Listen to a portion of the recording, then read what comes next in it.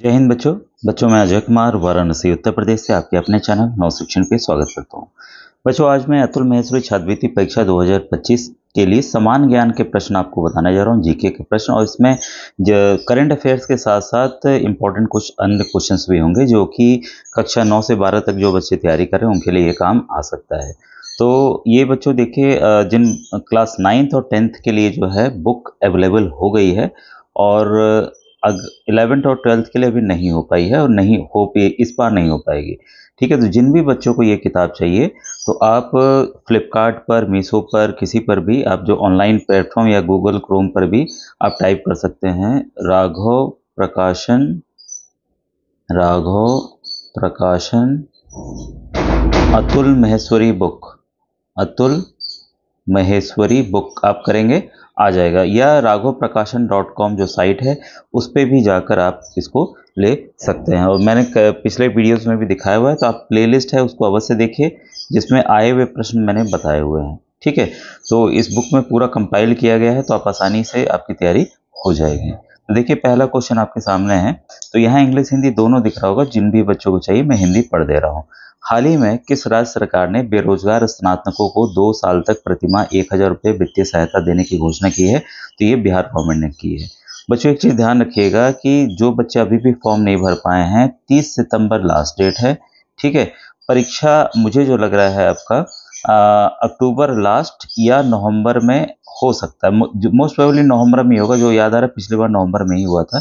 ठीक है, जो पिछले साल का पेपर मैंने हल करके बताया उसकी डेट देख लीजिएगा, तो इससे आपको आइडिया लग जाएगा।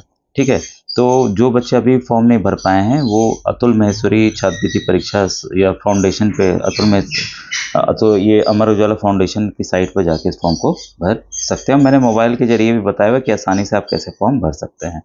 सेकंड क्वेश्चन आपके सामने है, वर्तमान में कौन सा देश विश्व का लगभग 60% सेमी कंडक्टर और 90% उन्नत चिप का उत्पादन करता है? तो देखिए, आपको बताना चाहूँगा बच्चों कि भारत में भी सेमी कंडक्टर निर्माण की शुरुआत हो गई है। ठीक है, और एक सेमी कंडक्टर अभी DRDO या इसरो ने बनाया था, उसका नाम मुझे कमेंट सेक्शन में लिख कर बताइएगा कि उस चिप का नाम क्या था। वो बहुत इंपॉर्टेंट है, हो सकता है आगे के वीडियोस में मैं इसको कवर करूं, आप बताइएगा।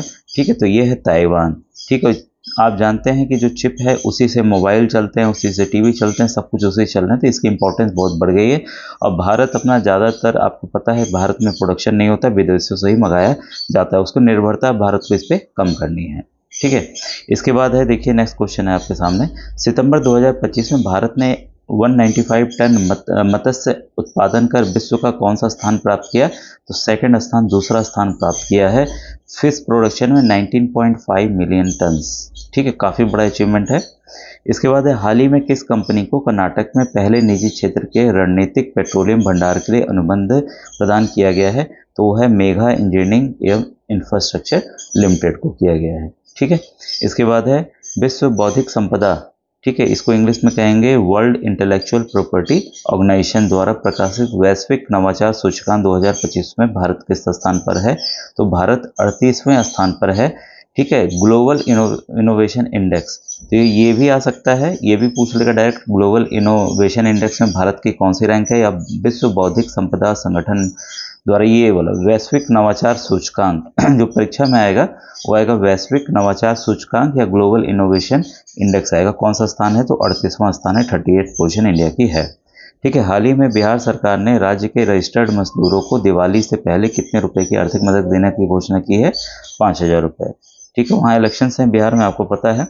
केंद्रीय मंत्री श्री अश्विनी वैष्णव ने 16 सितंबर को किस शहर में नए सेमीकंडक्टर डिजाइन कार्यालय का उद्घाटन किया? देखिए, अभी मैंने बताया था कि भारत अब निर्माण करने जा रहा है, तो उसी पे आ गया, ये है बेंगलुरु में हुआ है। एक चीज़ मुझे बस बताइएगा, 16 सितंबर का जो डेट है बहुत ही महत्वपूर्ण है, ये किस दिन के वजह से जाना जाता है? ये कमेंट सेक्शन में बताइए, क्योंकि ये भी सवाल काफ़ी बार आया हुआ है। हाल ही में विदेश मंत्रालय ने किसे दक्षिण कोरिया में भारत का अगला राजदूत नियुक्त किया गया है? ठीक है, गुरांगला दास जी को किया गया है। इसके बाद है स्वयं सहायता समूह, ठीक है, सेल्फ हेल्प ग्रुप उसको कहते हैं, SHG के सदस्यों को पहचान पत्र जारी करने वाला भारत का पहला राज्य कौन सा बन गया? तमिलनाडु। तो इस तरह के प्रश्न जरूर आते हैं कि पहला राज्य कौन बना। ठीक है, तो सेल्फ हेल्प ग्रुप होता है स्वयं सहायता समूह, वो तमिलनाडु है। ठीक है। प्रतिवर्ष किस तारीख को अंतर्राष्ट्रीय शांति दिवस के रूप में मनाया जाता है? डेट्स वाले कंफर्म आते हैं, हर साल आते हैं 21 सितंबर को। ठीक है। इसके बाद है हाल ही में डैश और यूएसए कोरियाई प्रायद्वीप के परमाणु निरस्त्रीकरण पर सहमत हुए, तो साउथ कोरिया।